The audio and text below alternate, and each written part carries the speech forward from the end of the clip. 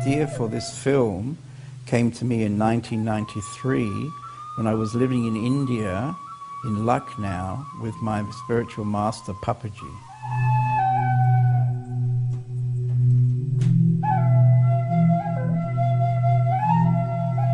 One day I was sitting in my garden and I felt an inner message telling me to go and catch the great Indian masters on film before they passed away. At that time, I had no equipment or skills, and I had no idea how to make such a film. But at the same time, I was very touched by the idea, and I must have kept it for a later date.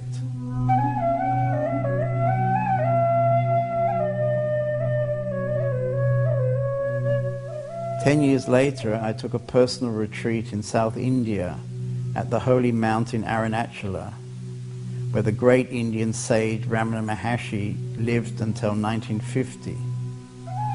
Sri Ramana taught two principal paths to self-realization. One is the path of knowledge, using self-inquiry, and the other is the path of devotion, surrender to the self. After a strange synchronicity, where I found an original photograph of Sri Ramana, he came into my life quietly and invisibly, gradually becoming my main inspiration and guide.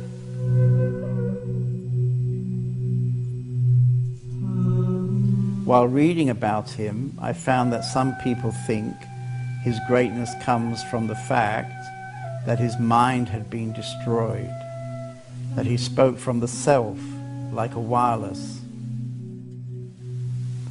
This notion is also believed by many of the world's seekers who are searching for no mind. I was sympathetic to this idea, but I also had doubts. I asked myself whether it was possible to be alive and have a destroyed mind. So finally, years after the initial message, this question gave me the push to get a camera and start the first of many journeys through India, interviewing the old and not so old masters.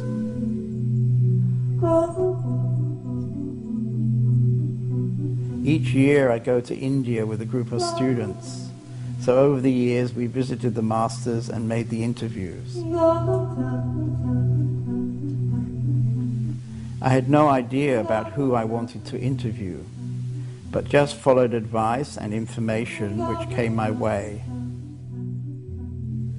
With this film, I want to offer a platform for each master to put his or her blueprint out into the world.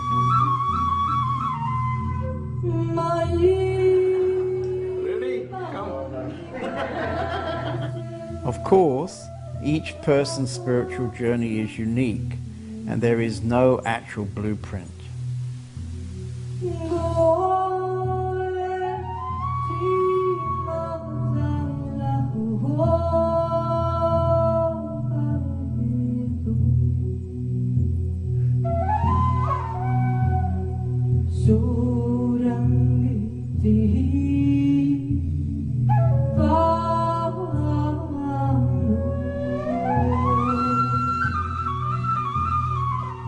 I asked each master the same 12 questions based on Ramana Maharshi's teachings, such as, who are you? Do you have a mind? How do you perceive the world?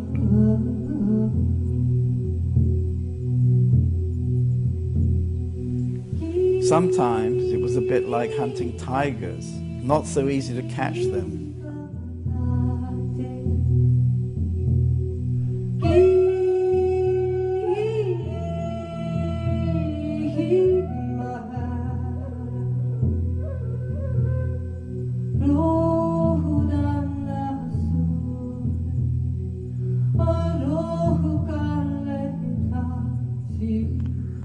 Before we start the questions, I understand that you have something to say about this title, Blueprints. Yeah, blueprints can't be made for awakening because there are no blueprints available. That's the beauty of it.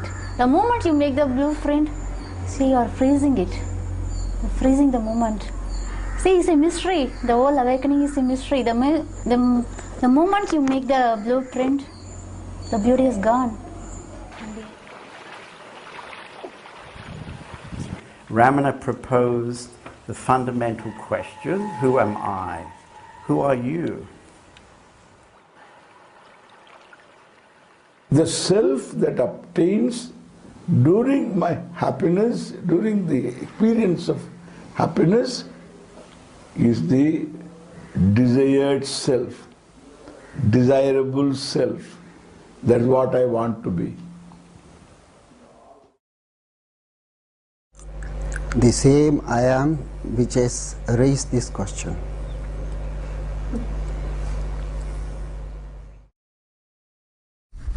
And when I know that I am not the doer, then I automatically know, who am I? If I am not the doer, who can I be other than the source? I am not this, I am not that. I am what I am.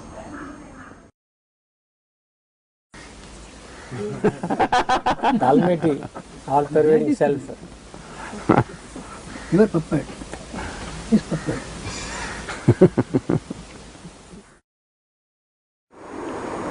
I don't know.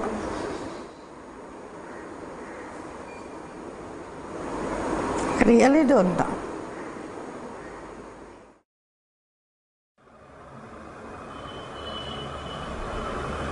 The right answer is silence. That's the beauty. When you don't speak, you really speak.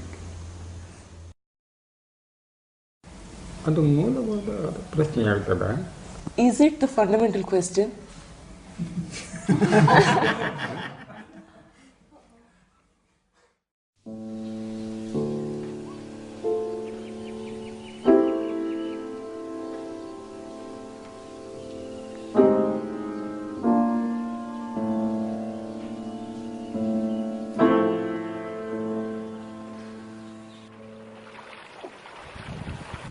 Many Western seekers come to India looking for enlightenment as though it is an experience. What is enlightenment? So, when I start asking people, ask yourself, ask anybody, what do you want in life? Everybody wants happiness in life. Somebody can say, no, I'm not a materialist. I don't want a house, car, these things, I want God. Why? Why do you want God? Have you ever got a phone call from God telling, hi, how are you doing? Why do you want God? He doesn't want you. Why do you want God? Most people want God, you know why? What the other person wants to get by hard work, this fellow wants to get by grace and prayer.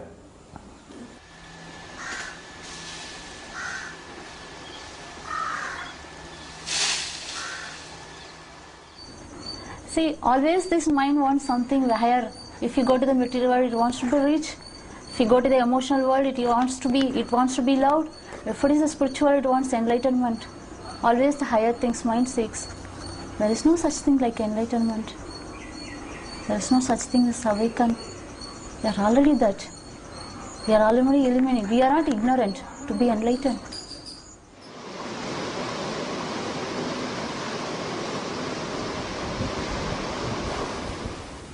So it's not something to be obtained from the outside. No. Inside. You are dead.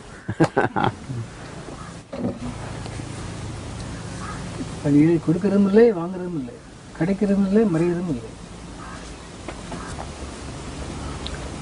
So there is no distance to achieve that. It is somewhere else, and we have to go there and get it. It's not like that. We don't seek experience. If you seek one more experience, then you have to interpret an experience. An experience is as good as you interpret it, how well you interpret it. We don't lack experience. See, one thing I'm telling you. See, I am seeing you, you are seeing me. This is one unit experience. In this unit experience, there is subject, there is object. This subject-object is opposed to each other. This duality. And this is going to be there all the time. If you resolve it for the time being, you don't become enlightened. You can resolve subject-object, in sleep it happens. So it can be resolved. There is no subject-object. That's all. The head is empty. Empty head is not enlightened head. It is lightened head. Okay? It is an empty head. There is one which is the subject, which is also the object. That is enlightenment.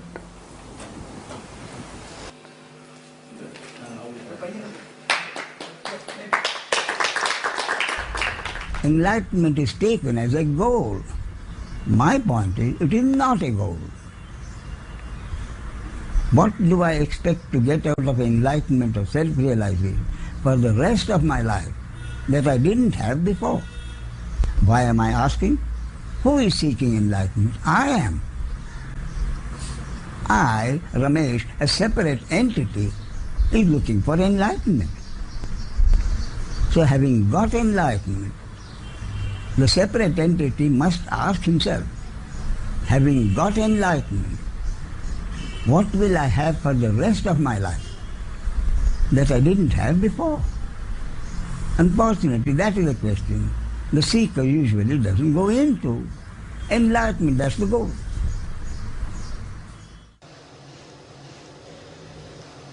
Enlightenment is, who is trying for enlightenment, he must be disappear. That is enlightenment. Such a short answer? Only one sentence. Enlightenment means who want enlightenment, that person must be disappear.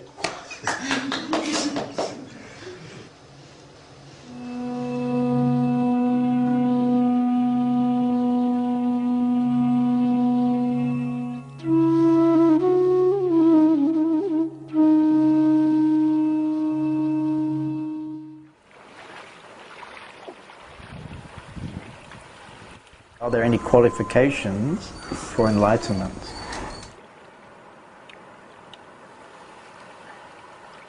Qualifications? What qualifications? You need to be alive, that's all. The first requirement to be awakened, to be enlightened, is to be alive. To be alive like a child. Look at the child. To be alive like a flower. To be alive like a bird. Can you do it? How can you be alive? Unless you just totally be free from that whole dead past. Unless you are available to now. This very moment. If you connect here, then you are alive. To be alive means to be bubbling with life inside. With all the problems, with all the pain. There is a dance inside, there is a song inside. That is to be alive. To be spontaneous.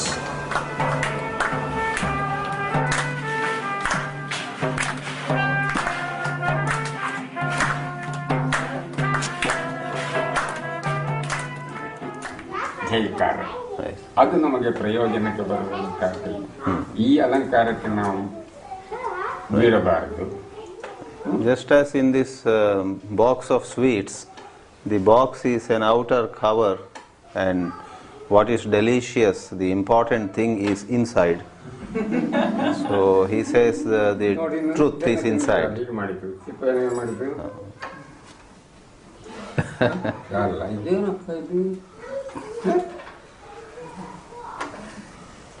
We should throw away the skin.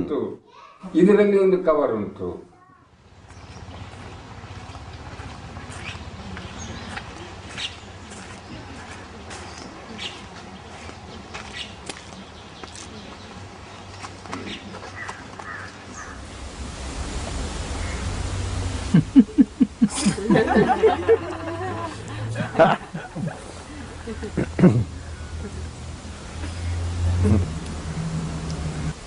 இறைவன் நாம்னு நம்பு, நாம் அது ஒன்றுங்கிறவன் நம்பு. நம்பிக்கை தான் முக்கியம்.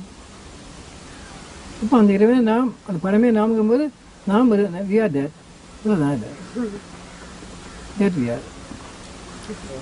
When the world is pulling you, you immediately remember that, immediately bring into the awareness, we are that we are. We are not different from the Lord, we are not different from the Almighty.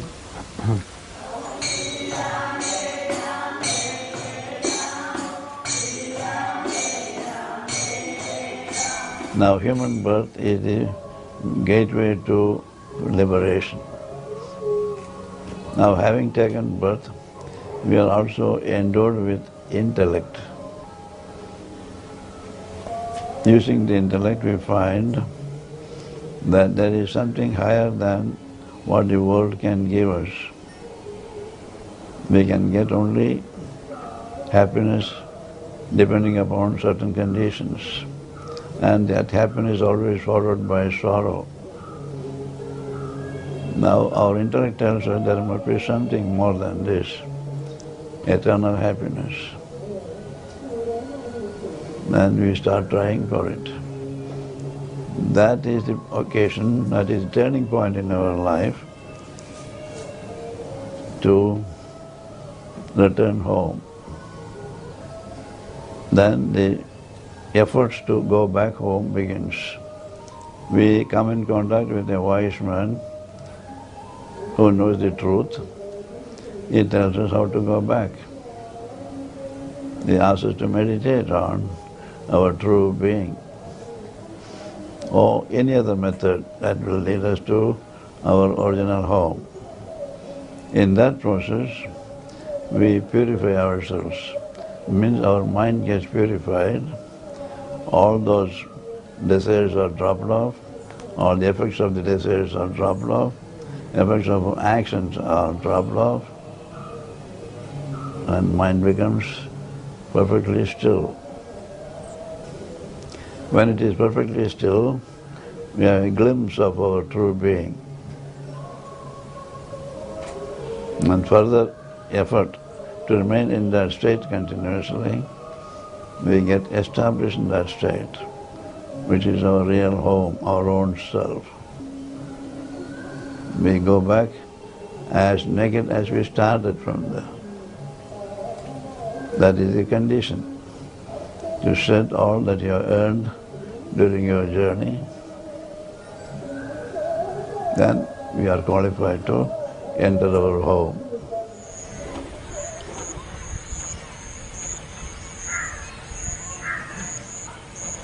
Truth doesn't need any qualification. Maharshi gives this example when you go to a hair cutting salon, lot of hair, and then you want to rid of them, he has cut. Do you bend down and start measuring what all that have been, what all the long hairs, short hairs, how many of them, bundle them together, in one sweep you send them. You don't sit and start asking, measuring, counting, weighing, nothing. The whole non-truth has to be rejected right now, not tomorrow. What qualification do you need to be the truth? What qualification do you need to know that you are a human being? And Maharshi said, this place is the center for unlearning. Whatever that you have learned, gathered in your brain, when you unload yourself, the truth dawns. No qualification is necessary.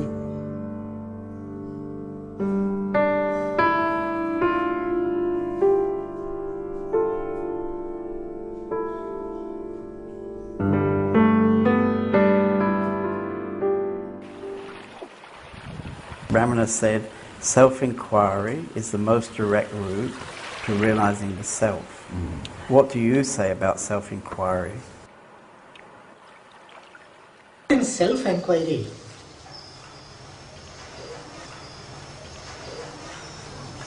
mind completely will be burned. In other methods, it is too difficult. In those methods, there is I thought is still remain. When you have tendencies, impressions, desires, habits, at that moment, if you question who am I,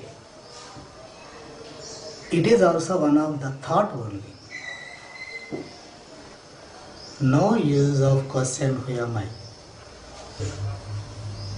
That question only to ripe persons, matured persons, not to all. It is not thinking, it is not doing, it is not changing, it is not concentration. You are questioning, who am I? If any thought arises, that is I. With the help of I is thought. So, how you inquire that I? No chance to catch that I. Who am I means we require very, very purity inside. Naturally, heartfully question, who am I?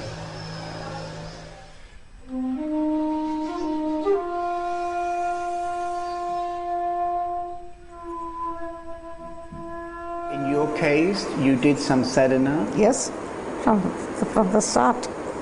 When I was 14, from then I began. Self-inquiry? Yes, yeah, I read his books. It was my father who went to Ramanashram, and he told me that Bhagavan says that you must realize yourself. And we began to do, you see, meditate. And one cannot get anything out of it. You cannot quell the thoughts within you. They will come like waves in an ocean. And then suddenly I saw Bhagavan before me. I never saw him before. I wanted to, but I saw his presence in a flash. So that was his Guru's grace. From then my sadhana began very progressive. You see, you must watch the thoughts which are entering in your mind. So just think, who is thinking, for whom these thoughts arise, and just only, it is not a question. You have to go to deep inside you to search for them, where the source of the thoughts. That's how I did. The translation is very good. I just grace. Who am I ಅಂತ ಹಾಕಿದ್ರೆ ಇದುವೇ ನಾನು ವಾಕ್ಯ ವಿಚಾರಕ್ಕೆ ಅದೇ ಮನಸ್ಸನ್ನು ಒಳಗೆ ಅಂತರ್ಮುಖ ಹಾಕಿದರೆ ನಾನು ಇದಲ್ಲ, ಇದರಲ್ಲಿ ಇರುವವನು ನಾನು. If you ask the question, who am I right now, then it usually leads to this body, right? You're going to ask the question to this body. But he says, if you go introvert and then ask the question, who am I, then it might lead you to somewhere. ಯಾರಲ್ಲಿ ಯಾವ ಪ್ರಶ್ನೆಗಳು ಉಂಟು ಅದನ್ನು ಅವ್ರು ಹೇಳಬೇಕು ಅಂತಿಲ್ಲ, ಪ್ರಶ್ನೆ ಕೇಳಬೇಕು ಅಂತಿಲ್ಲ. ನಾವು ಉತ್ತರ ಹೇಳ್ತಾ ಹೋಗುವಾಗ ಅವರ ಪ್ರಶ್ನೆಗೆ ಅದರಲ್ಲಿ ಉತ್ತರ ಸಿಕ್ಕಬಹುದು. ಇಷ್ಟೇ ನಮ್ಮ ಸಿದ್ಧಾಂತ. ಪ್ರಶ್ನೆ ಕೇಳಿದರೆ ಅದು ಆಗೋದು. ನಮಗೆ ಹೇಳ್ತಾ ಹೋಗುವಾಗ ಅವರವರ ಪ್ರಶ್ನೆ ಕೇಳಬೇಕಾದ್ರೆ ಉತ್ತರವಿಲ್ಲ ಅಂತ ಅನ್ನಿಂದ ತಾನೇ ಬರುವಂತಹದ್ದುಂಟು.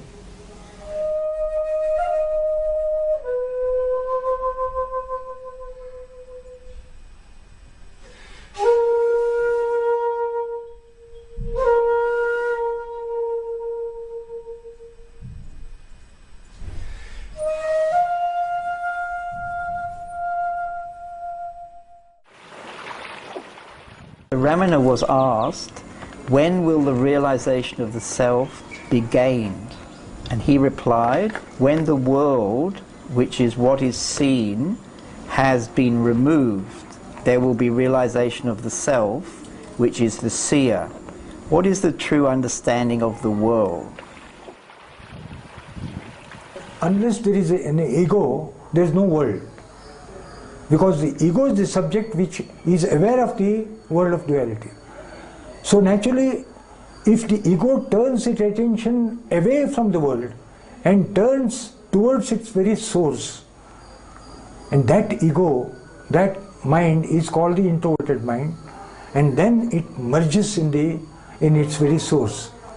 It is just like a spell. As long as the person is under the spell, he doesn't know that he is under a spell. When the Shastra tells us to analyze, see for yourself. If the I is not there, do you think there is any duality? In other words, I is the very focal point on which the whole of duality is hinging now. Nobody will be able to say in deep sleep there is duality of any kind. It is absolute, absence of duality. In other words, it is non-duality, it is pure consciousness which can never be understood by the mind.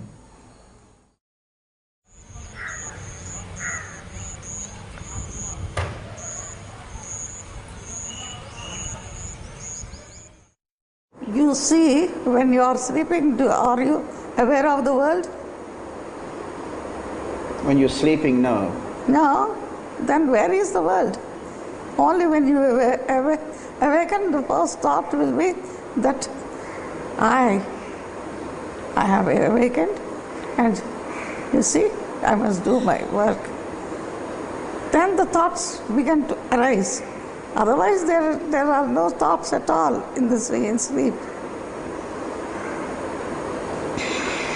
So you're saying that the world is caused by my thoughts? Yes, by you. By me? Yes. Yes. So how to remove the world is to remove the thoughts? Yes, I told you that the process of saying and going deep into yourself. So by removing the thoughts, I'm also removing the world. Yes. Without thoughts, what is there? You are not there and I am not here, and there is no world. With the thoughts, we need thoughts to live and act. Otherwise, we don't need anything.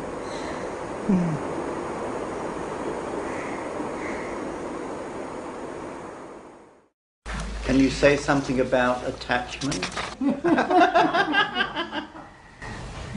உங்களுக்கு அதாவது அது நீக்க முடியாது, அவங்ககிட்ட கலாச்சாரம் நீக்க முடியாது. நீக்க வந்தாங்கன்னா ஞானம் கிடைக்கும், அது போகம் கிடைக்கும். If you think that we can realize our true nature by living in the world and enjoying in this world all the pleasures of the world, that is compared to sitting on a crocodile and crossing the river, because crocodile will kill you. You cannot sit on the crocodile and cross the river.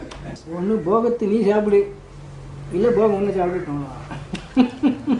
You have to swallow and digest all the worldly enjoyments.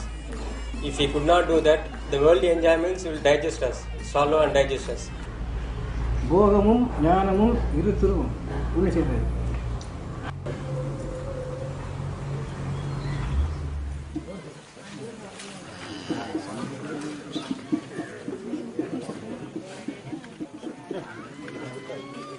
Creation is nothing but knowledge, is it not? When I talk to children, there is a thinking, that knowledge is in the book, in my backpack. The geography, the arithmetic, the history, all these, the science, the basic sciences, the biology. It is a shift to understand that knowledge is not in the books. Knowledge is right here, knowledge is in the creation. All that is here is knowledge. This tree grows in intelligence. There is knowledge manifest here. Creation is omniscience. If creation is omniscience, then there is no entity separate from the creation called God. Omniscience is God. Creation is omniscience. Therefore, creation is God. You know, all that is here is God. All that is here is intelligence, the presence of intelligence. In this breeze is Ishvara, is the Lord. In the air we breathe is the Lord. There is right amount of oxygen. There is right amount of carbon dioxide that comes out. Everything is balanced. There is right amount of temperature in the body. And therefore, everything in and around is nothing but knowledge manifest.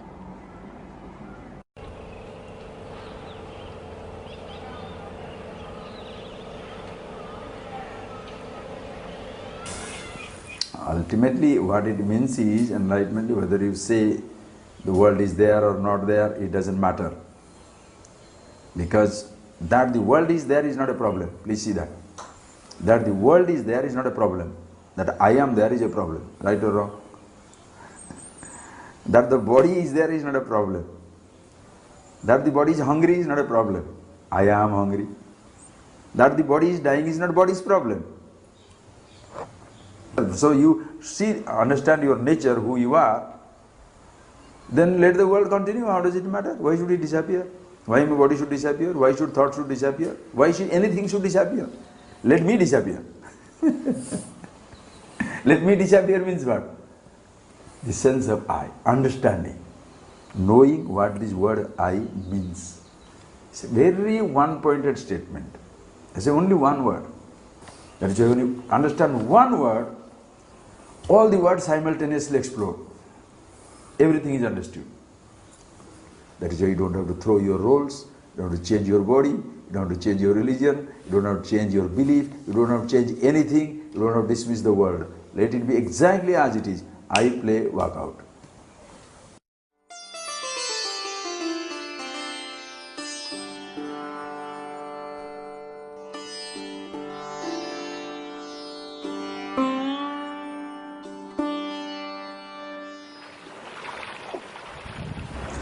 It has been suggested that the mind must be destroyed for liberation to occur.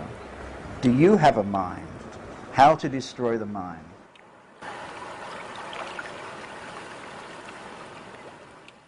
The world is, if it is real, it cannot be destroyed.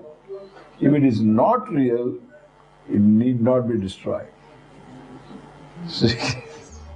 Suppose I say the world is to be destroyed, you will be trying to destroy the world, and you will find you cannot destroy the world. And mind should go. Why should it go?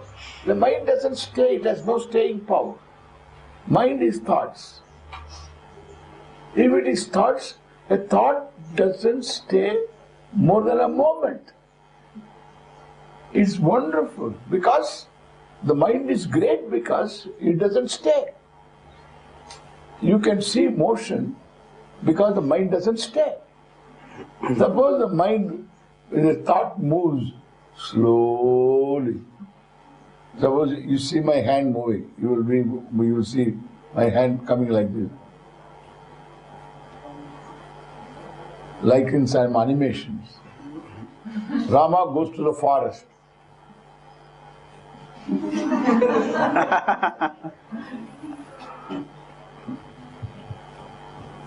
See the smoothness. Why?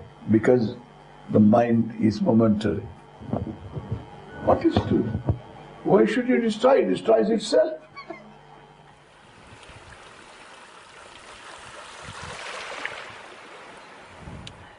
But about mind, my understanding is the mind cannot be destroyed. If Ramana Maharshi said the mind must be destroyed, then his understanding is the same as mine, which is the mind cannot be destroyed. The mind, according to my two aspects, the working mind and the thinking mind. The working mind has to be there even for a sage to live his life, for the simplest action to be done, for anything slightly more complex, where some planning has to be done. The working mind has to be there. In the ego, the doership has been destroyed. In the mind, the thinking aspect has been destroyed. So that, in the case of a sage, the working mind always functions. The working mind is always in the moment. Whereas the thinking mind is never in the present moment. The thinking mind is always either worrying about or thinking about what has passed or projecting into the future. Therefore, the thinking mind creates problems, imaginary, illusory problems about what might happen in the future, which is what causes unhappiness. So in the case of a sage, he is only concerned with what happens in the moment and is not concerned with what happens in the future. Why? Because one of the total acceptances of everything that is happening means whatever happens in future, no one is to blame. My understanding is that Ramana didn't actually say you have to destroy the mind. He used the word mononasa. Mano is mind, nasa is destruction. Mano nasa, what is to be destroyed? Not the working mind. You won't be able to live without it. Therefore, the mano nasa is the destruction of the thinking mind. Thinking mind aspect, that is to be destroyed. That's very good, very clear. Good? Yeah. There's a lot of misunderstanding about that. Indeed.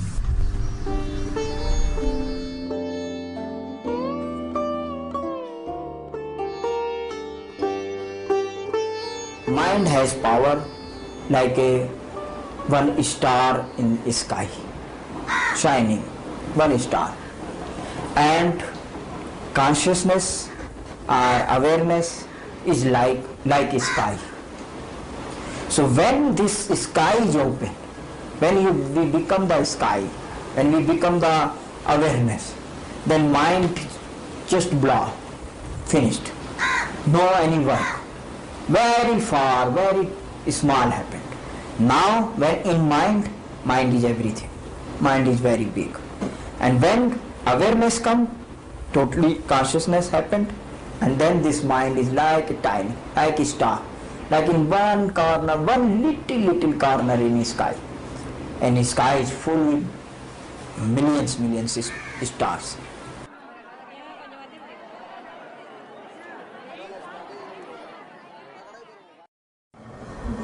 This is the question people are asking, how to destroy the mind.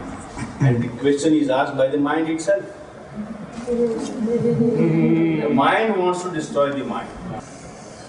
This is the game of mind, understand this. This is the most misunderstood statement by the people. Functionary mind is the mind created by the existence or the life itself for a temporary time to function. And for that there is a functionary ego also, which is also a demand, a necessity of the life. You cannot live without the mind and without the ego. For responding, for functioning, for acting, you need a mind, you need an ego. But that has to dissolve the moment the function is going, finished. We create a permanent mind because we create a desire which is not connected to the demand of life, but which is something in the future. The life demand is now, in the present. We create a lot of goals, and that goal keeps this mind survive permanently. Otherwise, if you are living moment to moment, the mind is created, a functionary mind is created, a functionary ego is created, then it is finished. And during the daytime, there are a lot of different functions life demands. Life demands simple understanding. When you are hungry, life demands find out a food and eat. That's all. But we create a goal. Wow, I want to get enlightened. So that I will be totally, permanently free, permanently happy, permanently blissful, permanently silent. We want something permanent. The understanding tells you, makes you realize that nothing is permanent. So this is where the mind, what you are talking about, is a hindrance. The permanent mind is a hindrance. But this permanent mind cannot be dropped through any effort. It can be dropped through the understanding. It becomes a temporary, functionary mind. That's all.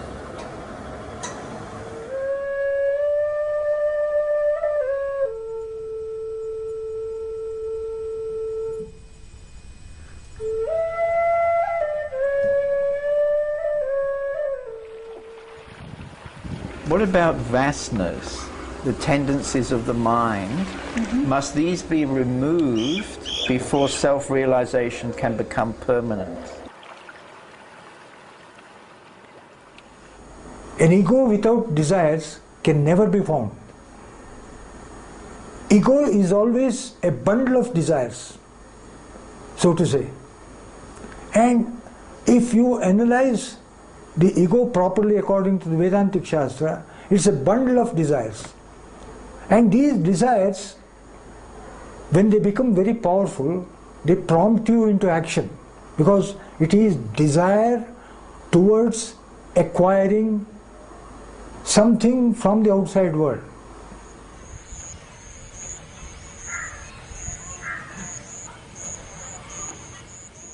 Imagine, it's like telling this thing. It's like telling, to make this place beautiful, I must remove all the trees. I must remove all the vasanas for the consciousness, for the myself to be seen. You mean to say, I, the infinity, is so incapable of handling few thoughts that every thought must be removed for me to see myself? What type of idea is that? It's like telling all the waves must stop, then only water can be seen. God bless you. Nothing needs to be removed. These type of thoughts must be removed, if at all anything to be removed. Let them be there. That there is not a problem. That I use it is a problem. That there is a knife is not a crime. But you misuse the knife is a crime. That there is a thought is not a crime. That you misuse the thought is a crime.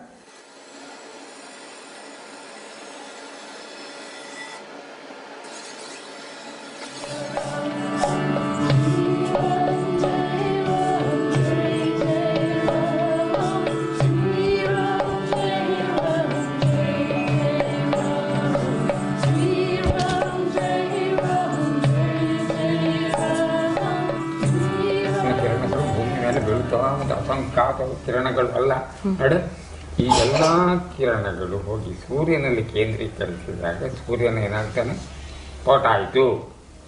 ಅದೇ ರೀತಿ ಬಾಹ್ಯ ವಿಚಾರಗಳಲ್ಲಿರುವ ಮನಸ್ಸನ್ನು ನೋಡು, ಅಂತರ್ಮುಖ ಮಾಡಿ ತನ್ನ ಮೂಲ ಸ್ಥಾನದ ಶಕ್ತಿಯಲ್ಲಿ ಕೇಂದ್ರೀಕರಿಸಿದಾಗ ಶಕ್ತಿ ತನ್ನ ಸ್ಫೋಟವಾಯಿತು. ಅದೇ ಸಮಸ್ಯೆ ಎಂಬ ಸಿದ್ಧಾಂತ.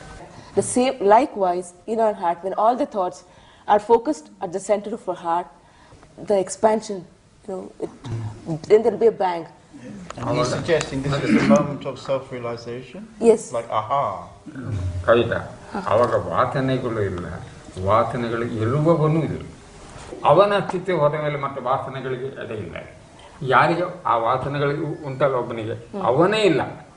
ನಾವು ಹೇಳ್ತಾರೆ, ಮತ್ತು ನಾವು ಹೇಳಬಾರ್ದು, ಅನರ್ಥ ಆಗಬಹುದು. ಸಾವಿನ ಆಚೆಗಿನ ದ್ವಂದ್ವಾತೀತವಾದ ಬದುಕು ಇದು. ಹುಟ್ಟಿದವನು ಸಾಯಲೇಬೇಕು, ಆ ಶಕ್ತಿ ಹುಟ್ಟಿಸಿ ಸ್ವತಃ. ಇದೇ ನಿಜವಾದ ಸಾವು.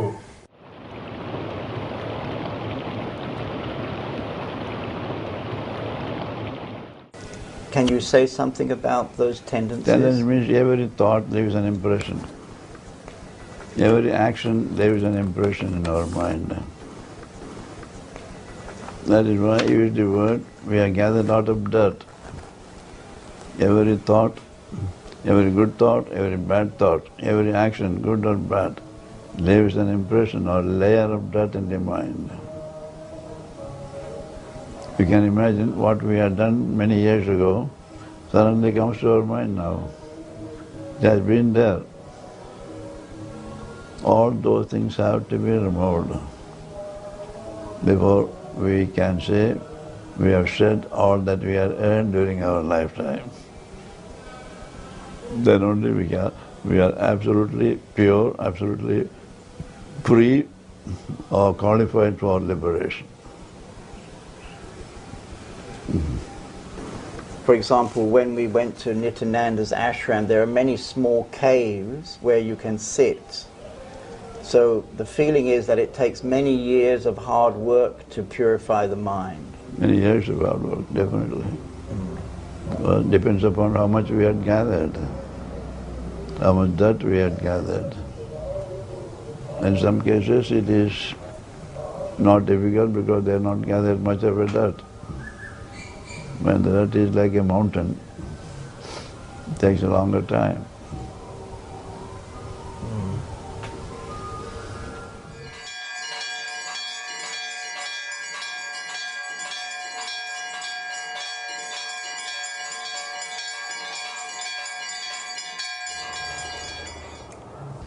The world is a playground, but what we are doing is we are claiming ownership, possessiveness. This is my husband, my properties, my children. So if you have these properties, if you have these qualities, then we cannot realize the true self. விளையாட வந்து பொண்ணோ பொருளோ கணவனோ மனைவியோ குழந்தையோ வச்சு விளையாட வந்து நீ என்னுடைய வந்து சொந்த மராட்டினால வந்ததுதான் அந்த ஜீவ பொருள் ஆத்மா மூடிக்கொண்டது. அப்போ என்னுடைய இந்த எண்ணத்தை விட்டுட்டீங்கன்னா அந்த ஜீவ பொருள் விலகி போச்சு, நீ ஆத்மாவை தான் இருக்க போகிற. பொண்ணோ பொருளோ மண்ணோ உறவு அது கணவன் மனைவி குழந்தை உறவுலாம் எனக்கு விளையாடப்பட்டது. சின்ன பிள்ளை மரபதி விளையாடுது, சமயத்துக்காரும் கலவை போகிறாங்க கூட அது தேட மாட்டேங்குது. அப்படி நீ விளையாடக்கூடிய நிலவில் நீ இருந்தீங்கன்னா இந்த உலக பந்தம் ஒன்றும் பண்ணாது, நீ ஆத்மாவில் இருக்க போகிற. அது என்னுடைய பொருள் போச்சே, என் புருஷன் போயிட்டானே, என் பொண்டாட்டி போயிட்டாலே, என் பிள்ளை போச்சேன்னு வரும்போது தான் அங்கே கெட்டு போகிற. அதான் வந்து ஜீவன் சொல்கிறது காரணம். அந்த எண்ணம் இல்லாமல் இருந்ததுன்னா நீ இப்போ ஆத்மா தான் இருக்க போகிற, ஆத்மா தான் இருக்க போகிற. உனக்கு ஆனந்தம் எப்போ இல்லாமல் எப்படி இருக்கும்? If we are not attached with this any worldly attachments, any gain or any loss to the properties, loss of relationship, we are not attached with any, we are not having any mental tendency, any sorrow, any worries or any happiness, then we are that Brahman. There is no doubt in it. We are that self. For that we have to do this sadhana. To get rid of this all worldly thoughts, we have to do the sadhana.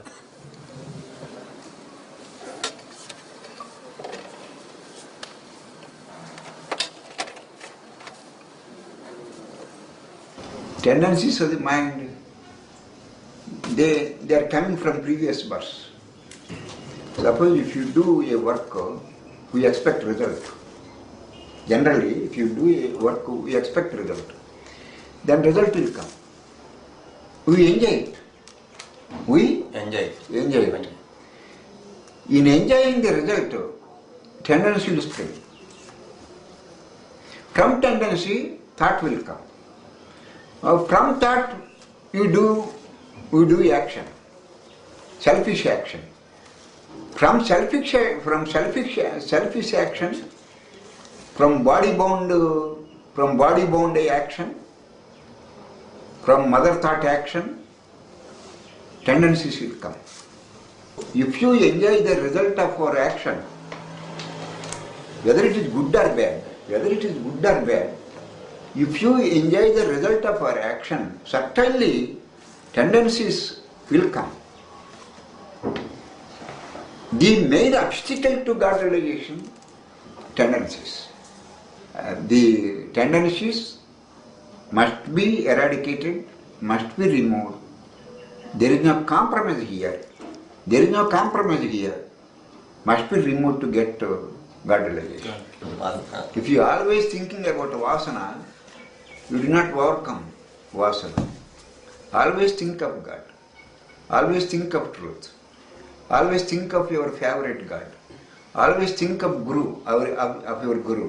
then automatically food supply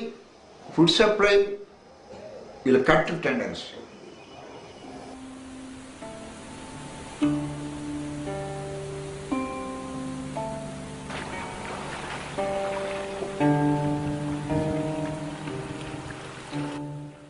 At the end of his book, Self-Inquiry, Ramana mentions Jivan Mukta as the enlightened state. Are there stages of enlightenment?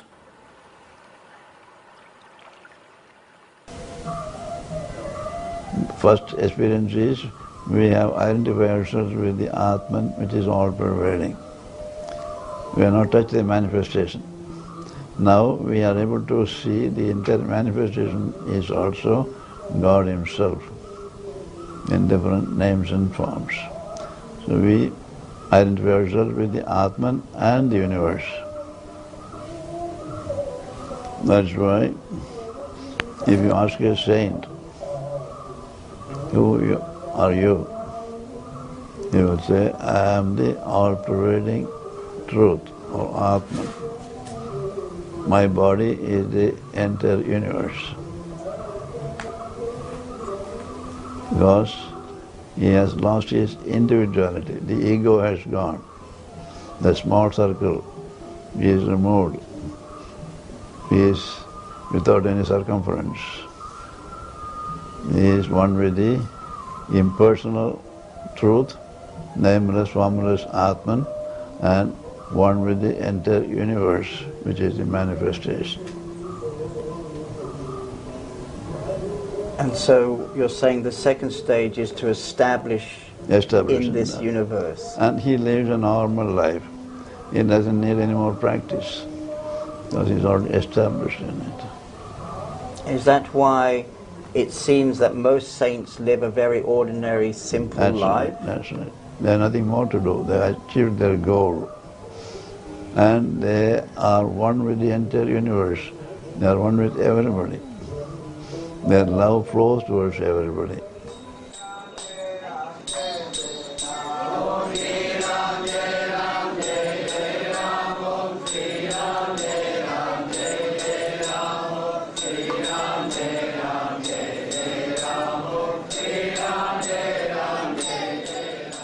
But I don't believe in these stages. You are that. There is a stage in the self. Who can create stages in the self? I don't want to ridicule the books or what the authors, I don't know. But that's what I feel, there is no stages. That's what the truth to me is, there are no stages. Then somebody will say there are 100 stages, you walked only 4 stages, then Ramana has to walk rest of the 96 stages, right? So who fixes the stages here? There are no stage. Either you are the self or you are not. Either you are in the mind or you are not in the mind, that's it.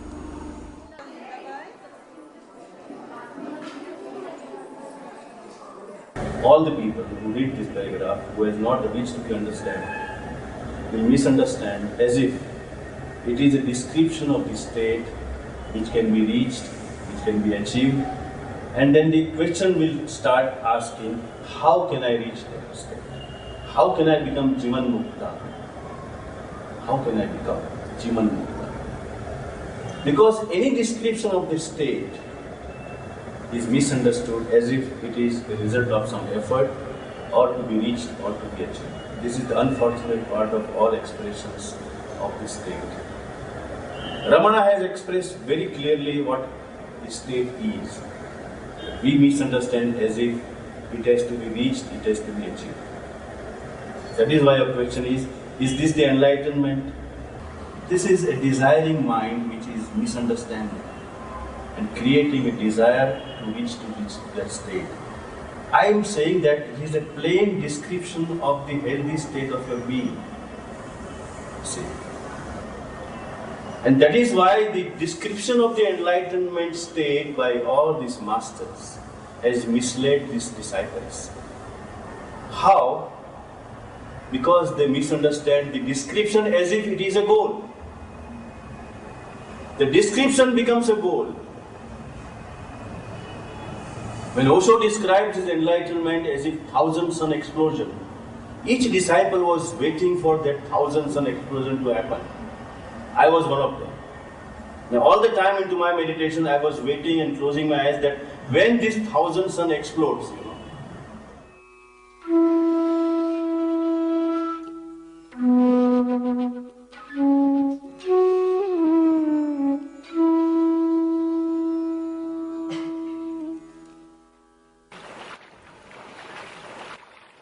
It appears essential to meet a guru and to stay with that guru. Who is the guru? What is the guru's role? How to recognize a true guru?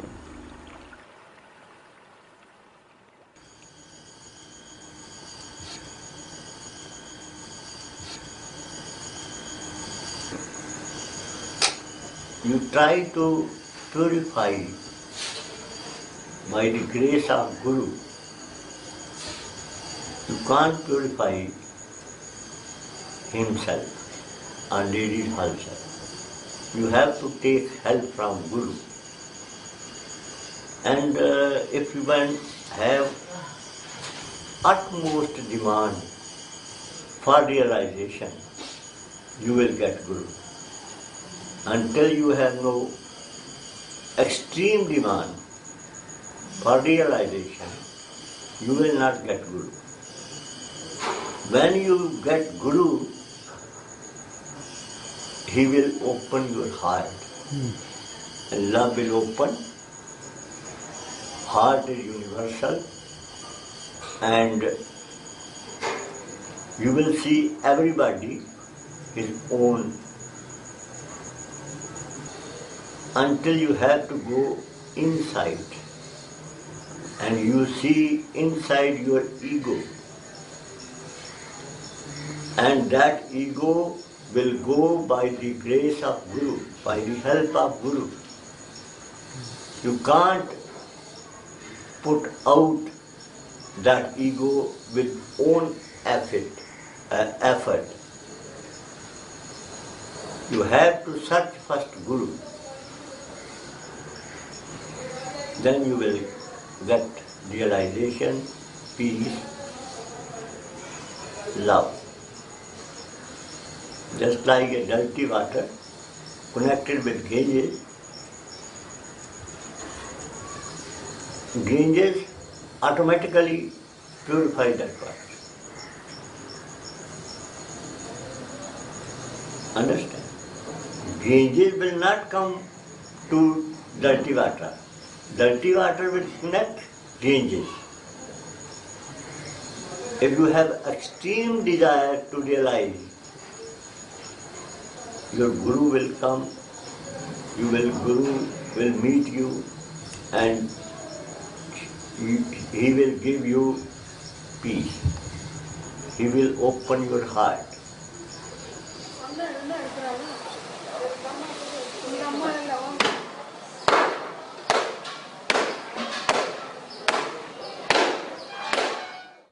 Guru to me is a guide.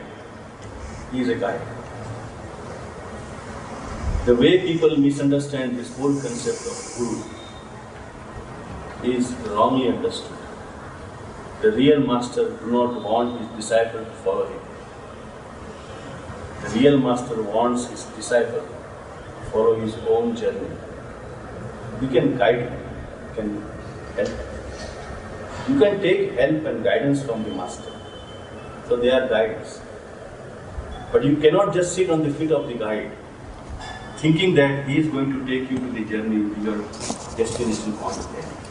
This is an escape. This is not the truth. And the reality is, there is nothing that you can do. There is no way to go. The one who makes you understand that where do you want to go? You want to go to realize yourself? Sit with yourself. Why you wander around? Why you go after so many masters? Just sit with yourself and you will understand yourself. That is the realization of self. Why do you have to go to someone to realize? The one who guides you how to sit with yourself is the real master. We know how to go away from ourselves, but we do not know how to sit with ourselves. The one who really guides you how you can sit with yourself. This is what I say. Accept yourself. Allows you to sit with yourself. We never sit with ourselves because we never accept ourselves. you are hate. The moment you are alone, you start feeling lonely. Those who really found the right master, it is not that they searched for it and found it. The master themselves found the disciples. Right. So that is the way.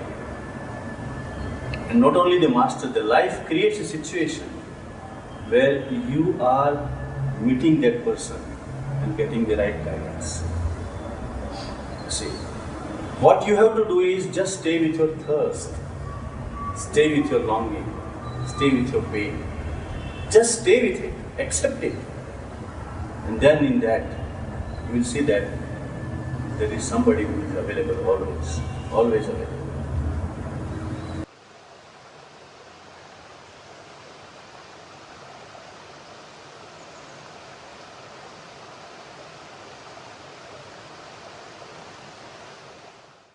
இன்னைக்கு இப்போ இந்த 2 பூமி இருக்குது, இந்த இடத்த வாங்கியிருக்கலாம், ஜலம் சாப்பிடணும், தண்ணி வேணுங்கிற மாதிரி இந்த இடத்த ஒரு தோன்றான், முக்காவது தோன்றான், தண்ணி கிடைக்கலை, இன்னொருத்த வரார், அங்கே தண்ணியில் விட்டு சுற்றி காட்டார், அங்கே தோன்றான், அது நேரத்தை தோண்டி முடிக்கிறான், ரொம்ப கலைஞ்சி போகிறான், இன்னொருத்த வர இங்கே நீர் விட்டார் இல்லையா, அங்கே இருந்து காட்டார்.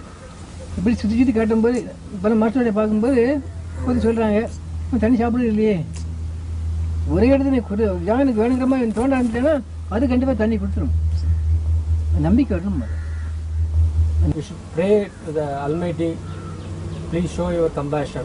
I want to go deep into the teaching and I want to absorb all the teachings. I want to experience and practice it and experience it. Make this my own experience.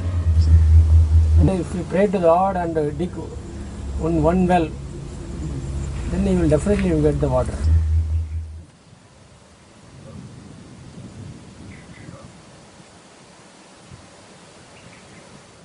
They say if you are ready, teacher will come. That's not correct.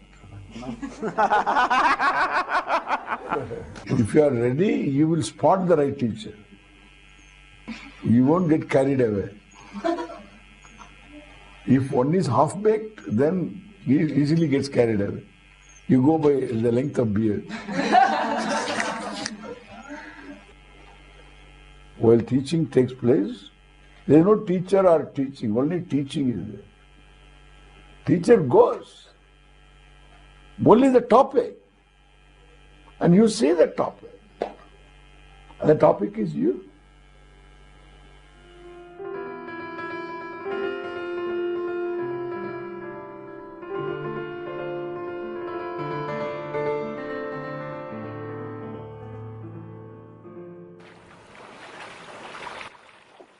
Ramana's devotees had tremendous devotion to him and he to Arunachala. Please say something about bhakti, devotion, in the pursuit of awakening. Sometimes bhakti or devotion is looked upon as an activity. Let's have some bhakti, Let me sing some bhajans, light a candle or a lamp. Or if you have a guru, go and massage his feet, Imagine 25 disciples, each one wanting to massage the feet. Guru become a pulp, his feet become So, it begins as an act of worship, but it doesn't end there. For example, if I give this rose to someone, when you give this rose, it's an act which has a message in it, isn't it? In self-knowledge, what happens is, I don't need to create an action in order to carry my sentiment. When knowledge becomes my base, in self-knowledge, the Lord is included in my awareness. I don't need to create a ritual, an act, to carry my sentiment of devotion. I remain ever devoted. A saint is the greatest devotee. One who has oneness with the Lord is the greatest devotee of the Lord. Then you say, well, if he is one with the Lord, how can he be devoted to him? To be devoted, you require a, hierarchy, a higher and a lower. That is the culmination of devotion. When the lower is no more lower, it has become one with the higher. That is the culmination of devotion.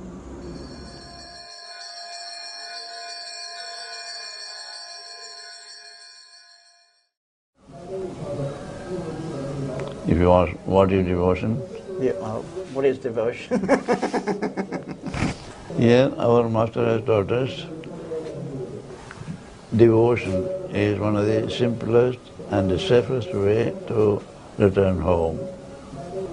In the beginning, we see the divine or the Supreme Being as separate from us, because we have not understood that we ourselves are that. We think of Him as a personality outside us, or as a power outside us, and give all our love and devotion to Him. Then we come to understand that He is seated in our own heart. We are not different from Him. And finally, we realize our oneness with Him.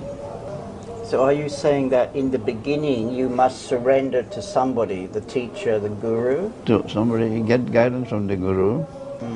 Who is that guru? One who has become one with the Supreme Being. Because in the West we're a bit nervous to surrender to somebody. Surrender has a different meaning there. The surrender is defeat. If you use the word defeat, it is a defeat of the ego in us. The ego disappears, accepting that I have no power. It is your power that has been working, and I have been claiming wrongly that I am responsible for it. So you're saying that when you deeply surrender to somebody, naturally the ego will fall away. That's right. Somebody means the Supreme Being.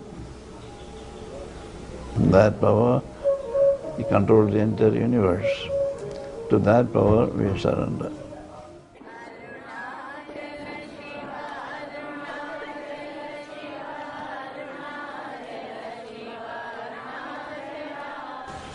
பக்தி இல்லாதபடி சுத்த அத்வைதம் நாம் ஆத்மா தான், நாம் பரம்பொருள் தான் அப்படின்னு போனால் நிறுத்தி கீழே முடியாது, கண்டிப்பாக கீழே இறங்கிடுவான். And can he suggest how we can create this foundation in the West? Because in the West we need a boyfriend or a girlfriend for this love. Yes. But he's talking of a different love. பக்திங்கிறது நாம ஒன்று தான். பகவன் நாம ஏதாவது பெரும்பாலும் ராமநாமம் எல்லாத்தையும் பதிவுது. ஸ்ரீராம் ஜெயராம் ஜெய ஜெயராம் ஓம் ராமரே தாரகம் பூரம் சொல்ல வேண்டாம், ஸ்ரீராம் என்று அந்த ராமநாமம் மற்றும் தியானம் பண்ணி கொண்டு விட்டவெளி தியானத்தை விட்டுட்டு, அதாவது சுத்தமாக எண்ணமே இல்லாமல் நினைக்கிறான் இல்லையா, அதை விட்டு நம்ம இல்லை. Because we have to live in this world, we cannot go to any mountain or any forest for doing sadhana. We have to live in this world and do sadhana. You are having that conviction that husband is given by God, wife is given by God, children are given by God, or God has come in the form of wife, God has come in the form of children. All the properties, all the business, everything, all the relationships are given by the God. நீ அவனுக்கு சொல்லாதபடி நான் தேவனேன் என்னால் ஆனதுன்னு வரும்போது அவங்க தலைவலி விட்டுறான் பாட்டு. இது கண்டிப்பாக அவங்க வச்சுக்கலாம். வெட்ட சொன்னாங்க கிறிஸ்து, வெட்டினா அது இழப்பாக இருக்கு. Jesus Christ said, cut the eye and he will become like me. So Jesus Christ asked us to cut the eye, but we are taking it as we are worshipping and creating a religion like that.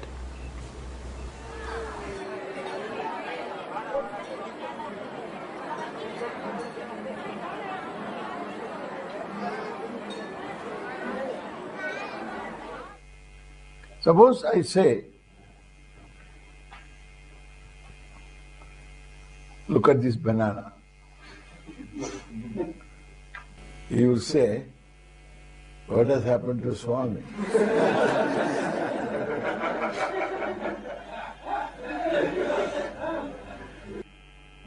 You want the Swami to be right.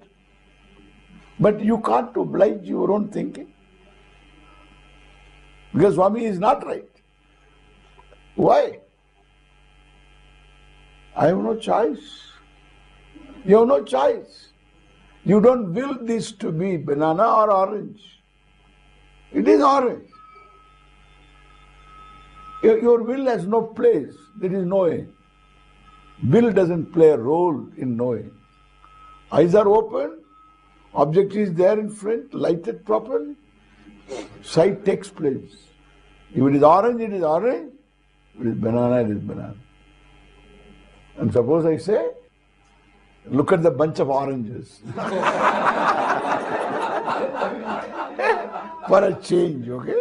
This is for a change. What choice do you have? You don't have a choice. And therefore you surrender totally to your eyes, correct? Your surrender, your Atma, ego, Manaha, everything is just at the altar of your eyes. This is what we say surrender.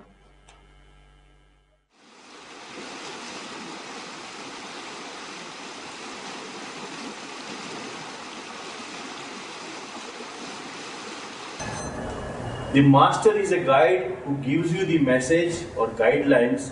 You follow the guidelines and message, not follow the physical form of the master. When we use this word devotee, we are using this word, the one who is totally following the master, his physical expression or physical presence. This will not solve any problem.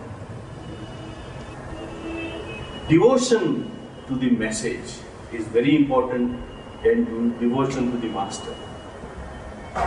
If you are devoted to the message, then there is a possible transformation which can happen in the presence of the master.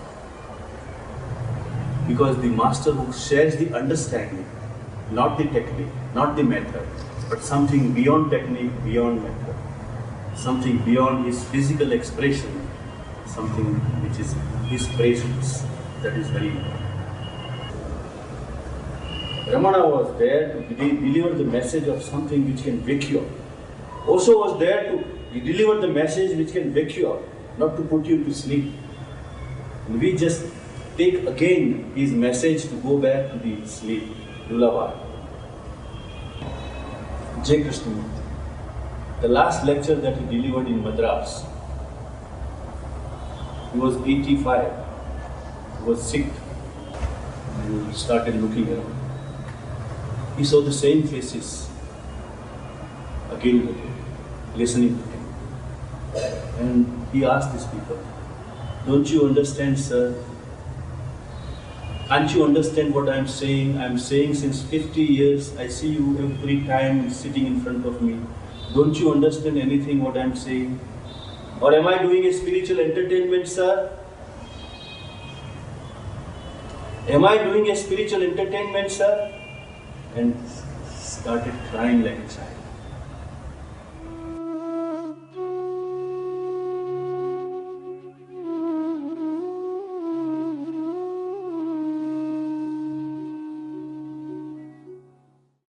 Seekers often have a curious idea about the enlightened state. Please describe your typical day and how you perceive the world.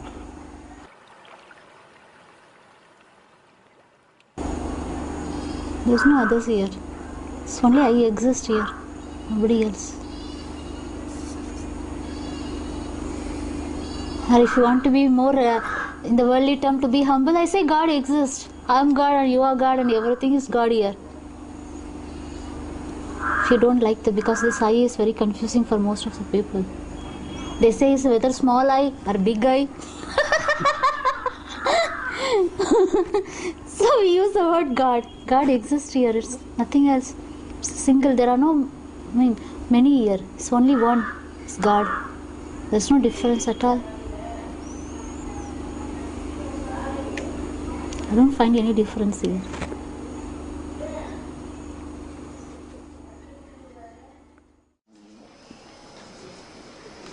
Jnana sees the world, not separate from himself.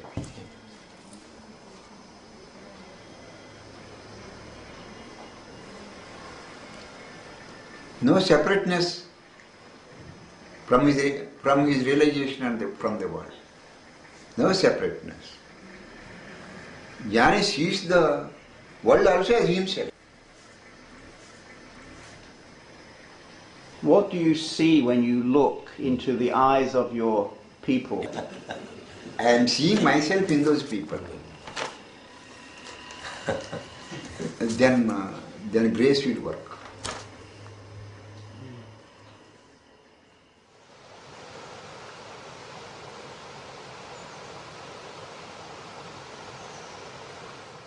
I feel like everybody. I don't feel I am something of a realized soul or anything. Just like them, I play with them and I talk with them and sometimes I'm very naughty. You're naughty? Yes, of course. They like it very much. Even in the car, I go on singing. Yes. When I am singing, I am immersed in the song. I forget myself. In Bhagavad Gita, Arjuna has asked what you asked me now. Oh Lord, what is the description of a wise man? You know, Krishna completely ignored the question. You know why? Because if he says, a wise man speaks Sanskrit and speaks very slow, tomorrow 5 billion people will start speaking Sanskrit and very slow. Does he move? Yeah, very fast walking. Everybody will start doing fast walk. It's like Gandhi, Khadad. So anybody putting on a Khadad, can you make him a Gandhi? A wise man may sit down in a particular way, walk in a particular way. But a particular way of sitting down, walking, speaking, living doesn't make you wise. A wise man can choose a lifestyle, but there is no lifestyle of the wise. Be wise and choose your lifestyle.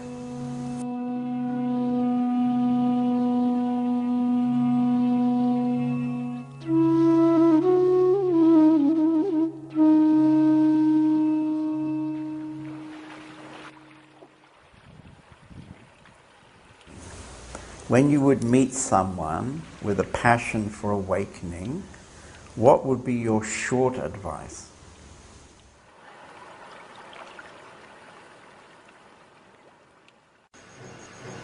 I have only one message, spiritualism, that is called peace. Love will open automatically. Love is not in mind and intellect. Love in heart.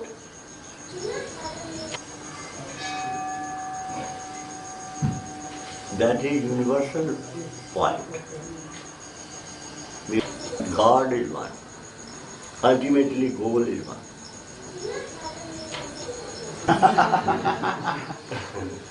I am being a spiritual man, my method is one for every country.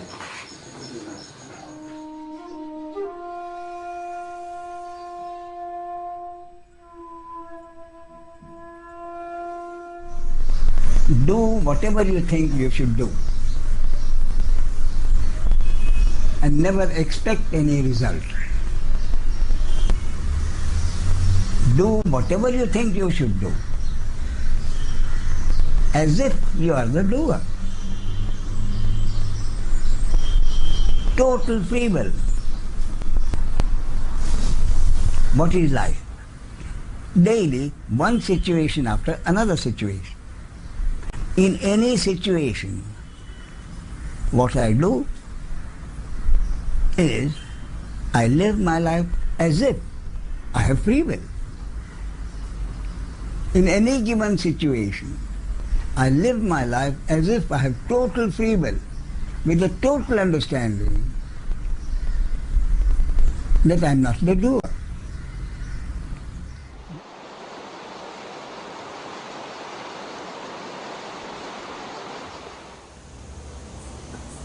To keep that passion going until he sees himself.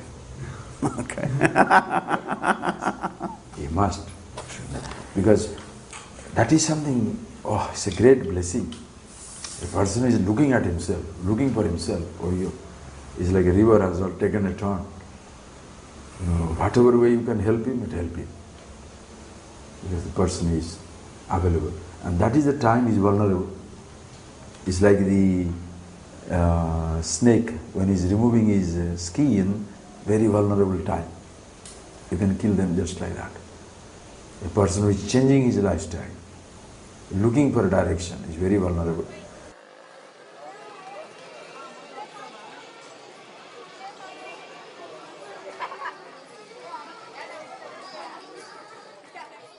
If you are ready, it will come to you in a minute. If you have such faith. You're saying that for realization, there has to be tremendous desire, tremendous longing for realization. Yes, of course. There has to be a passion, a fire. Yeah, I used to cry. You have to cry.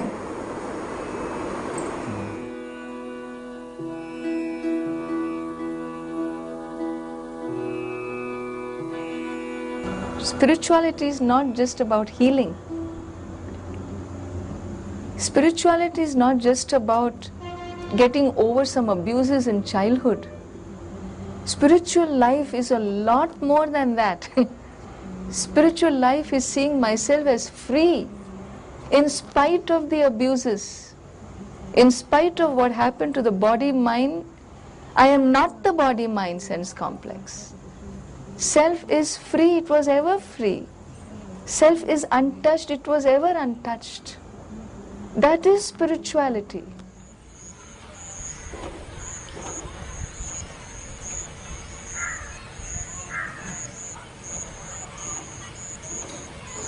And if you approach a person who is really a Shrotriya Brahmanishta, he teaches the correct method.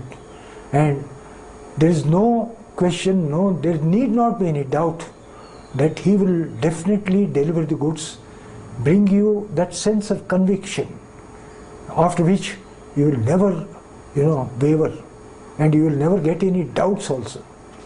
That was the case, in my case, when I saw this teacher, I got it. I am convinced. And I need not seek anybody else's advice also. In fact, a stage has come when I can give advice to others. So such a powerful personality I came across.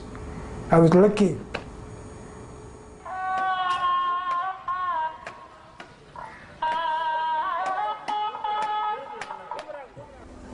Have you heard of Robert Adams, a great master, American, a jnani, fully realized jnani, without any blemish? He was the beautiful jnani. I had the great opportunity of visiting him continuously for 3 years in America, and I used to hold his one knee. Sit. I like Mahatmas. Not only their words, their presence, their every movement, even a finger movement, even the mustache, hairs movement, I love. Because everything is truth. Truth is what? Bliss. Truth is not a concept. And when there is that bliss in Robert Adams, for a fool like me seated next to him, I was also swimming in bliss. There was another friend of Robert Adams. 20 years they were all close friends. John Wilkins. He just held another knee of Robert and then said, Robert, today we have been so close friends and I have been listening to your talks. Today I want you to make me understand in my own level what is truth and what is non-truth. what is reality and what is non-reality. Robert, don't play the game of saying it is omnipresence, it is omnipotence, it is everywhere there. There is no place where it is not there. All that I don't want. I have heard it enough.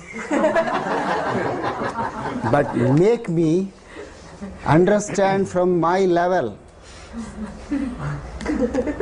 Fortunately, being a jnani, he was also a jolly man, very happy man.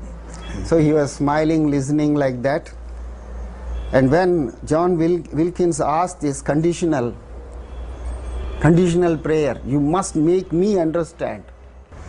Suddenly he assumed a very serious look, because his devotees, admirers knew his moods changed because of the disease. So one moment he was very happy, next moment he assumed a very angry face. Who are you? Then John Wilkins thought that Robert is in a different mood. He is capable of forgetting also. So he has forgotten him. This is all his problem, not Robert's problem. It's all his thinking. So he said, I'm John Wilkins. He just looked pleadingly. He was looking at him. I'm John Wilkins. And Robert again looked at him. I'm John Wilkins. Then Robert gave one of the most beautiful smiles I have ever come across in my life. He said, John, in that I am is the truth, John Wilkins is the untruth. I am is the reality, John Wilkins is the unreality.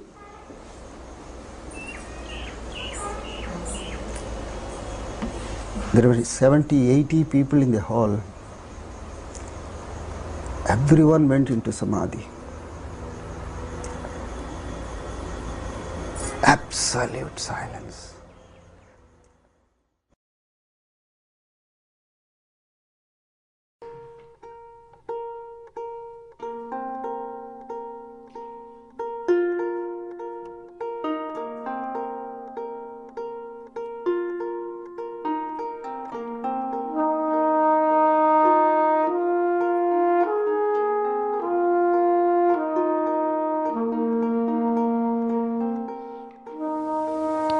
Each interview was a beautiful meeting in presence. The combined wisdom of these teachers was mind-blowing and has energized and nourished me in my work as a spiritual teacher.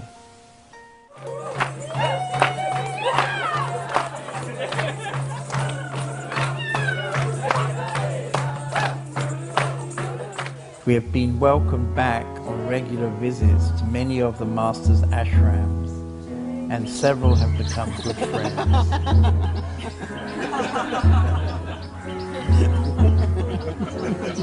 Some of them we are lucky to meet regularly at Arunachala Mountain.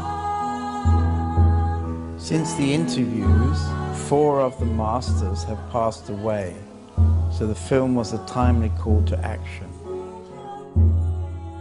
And several others are in their 90s.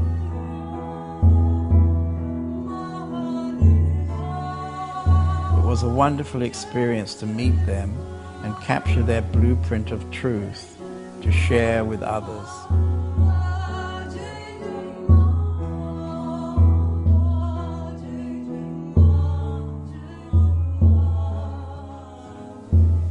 My profound gratitude to all the many people who helped me realize the original vision.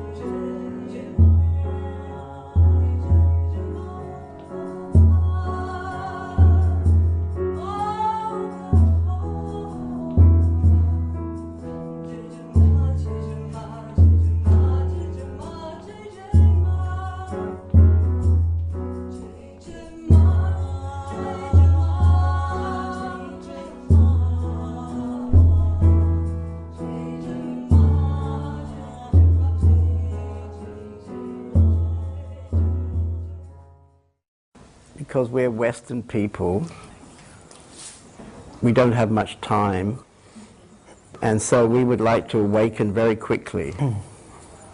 And in your introduction, you're suggesting long years of study. And unfortunately in the West, nobody has time for that anymore. Do you have some recommendations for the McDonald's approach? Okay.